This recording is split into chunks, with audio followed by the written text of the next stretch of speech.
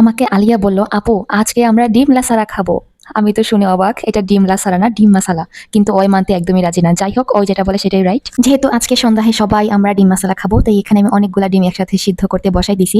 আর এদিকে আমি মাসালাটা রেডি করতেছি। প্রথমে একদম চিকন চিকন করে পেঁয়াজ কেটে নিছি, এর মধ্যে কাঁচামরিচ লবণ দিয়ে একদম চটকে চটকে একদম ভর্তার মতো বানাই ফেলছি, যেন পেঁয়াজগুলো চেয়ে না থাকে আমার দিকে। বাইরে খেলে হয় আসলে কি, ওই যে অনেক বেশি কাসুন্দি দেয় আর পেঁয়াজগুলো মোটা মোটা থাকে, একদম চেয়ে চেয়ে থাকে। আমার কাছে অবশ্য কাঁচা পেঁয়াজ অত পছন্দ না। তো এখানে আমার যা যা পছন্দ আমি সেগুলো দিয়েই বানাইছি। এর মধ্যে চিকন চিকন করে কাটা শসা, তারপর এর মধ্যে দিছি টমেটো সস, তেঁতুলের চাটনি, তারপর দিয়েছিলাম কি যেন, হ্যাঁ, সরিষার তেল। আর এখানে আমি ঝালের জন্য কাঁচামরিচের পাশাপাশি কিছু তেলে নেওয়া মরিচে দিয়েছিলাম। আমার কাছে স্পাইসটা অলওয়েজ বেশ ভালো লাগে, আর এতে এর স্মেলটা খুব জোস লাগে আমার কাছে। তাই আমি এখানে স্মেলের জন্য আর একটু স্পাইস করার জন্য এখানে পোড়া মরিচ দিয়েছিলাম। ট্রাস্ট মি গাইস, এই চাটনিটা খাওয়ার পরে আমি নিজে নিজের উপর একদম ফিদা হয়ে গেছি। আমার কাছে এটা এত এত মজা লাগছে। সবাই খাওয়ার পর যেটুকু অবশিষ্ট ছিল ওইটা একদম বাটি চামচ সহ একদম চেটেপুটে খাইছি আমি। আমার কাছে অনেক বেশি মজা লাগছে। এখনো বয়সে বাড়িতে গিয়ে আমার জিভ টলটল করতেছে।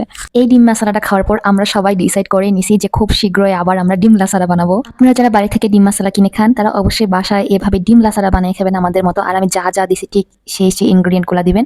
আমার অবশ্যই এখানে লেবুর রস দিতে মনে নাই। যদি আমি একটু লেবুর রস এড করতাম তাহলে স্মেলটা আরো একটু ভালো হতো। তারপরেও বলবো, এটা খেতে একদম অসম্ভব লেভেলের দুর্দান্ত মজা ছিল, একদমই বেস্ট।